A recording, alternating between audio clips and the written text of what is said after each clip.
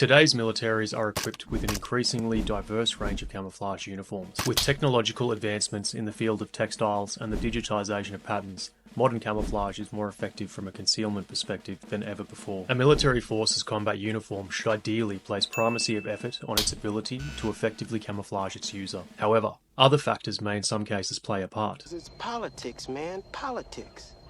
Such as a nation's desire to retain a sense of identity or recognition for its army or other particular branches. Many nations around the world are opting for some remarkably unique and original camouflage combat uniforms that are both effective and visually distinct from their allies. Take for example the United States Army OCP or Scorpion pattern. This is a true multi-terrain camouflage that is effective in many types of vegetation and landscapes. Scorpion has a strange history behind its development and adoption. First created way back in 2002, it was funnily enough the predecessor to Multicam as it exists today. Similarly effective is Danish M11. This is another great camouflage pattern that is extremely effective in both the greens of Europe and the arid colourways of Africa. The Slovenians also recognised the need for a unique pattern, and in 2013 adopted Slowcam, another terrific and original design. We can see here just looking at the innovation that went into developing the multi-tone layered colourway. In 2023, the Irish Defence Force also made a move away from their iconic DPM camouflage pattern. Ireland contracted Crye Precision to help develop their new combat uniform, and wanted something that would work in multiple environments and was also unique. The result is ITMC,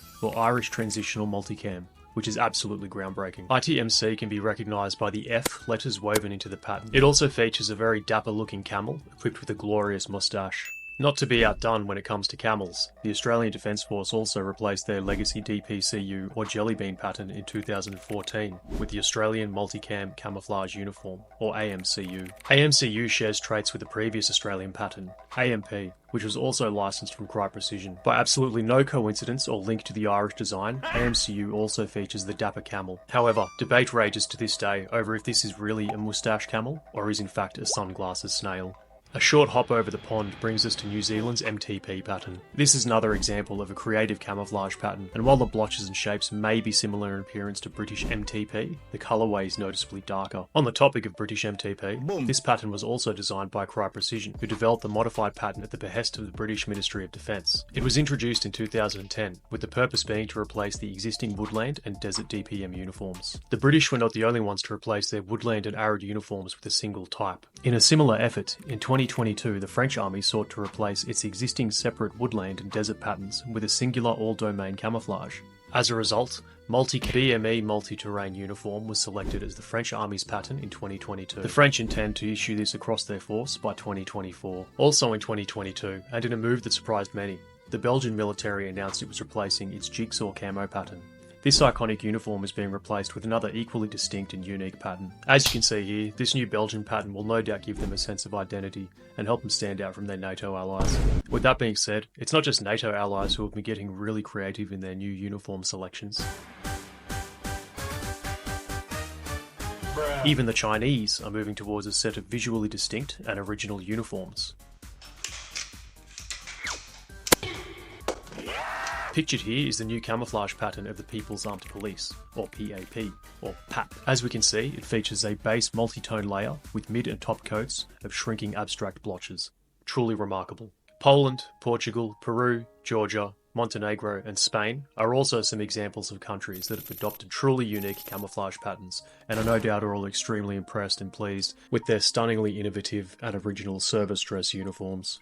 Liar! But in all seriousness, the point here isn't to poo-poo multicam. It is selected as the uniform of choice for dozens of militaries around the globe for good reason. It simply works. It just works the way it ought to. It just all works. It just, boom, pops to life and works. It just works seamlessly. It really works. Multicam was arguably the first commercially and technically successful multi-terrain pattern to be fielded, and it's a pattern I know firsthand is supremely effective. Additionally, the advantage it brings to the military extends beyond its ability to simply hide soldiers in a bush, but in the millions saved by only requiring one pattern for all tranches of uniforms, equipment and accessories. With that being said, is this to the detriment of organisational identity? There's a follow-up thought: does this even matter? Observations from the conflict in Ukraine could make a case for unique uniforms, as in some cases both Russian and Ukrainian troops wear identical patterns. However, Even in circumstances where these opposing forces had visually distinct uniforms, they still found the need for alternate means of unit identifiers, such as high-vis tape of varying colour schemes. To be totally clear, I believe corporate imaging is an awful reason for a military to select a uniform. The ability of camouflage to prevent its user from being detected from multiple spectrums of sensors should remain the prime consideration in selecting a pattern or uniform. However, with the plague that is multicam sweeping the lands and slowly conquering the planet, one has to wonder, how much is too much of a good thing?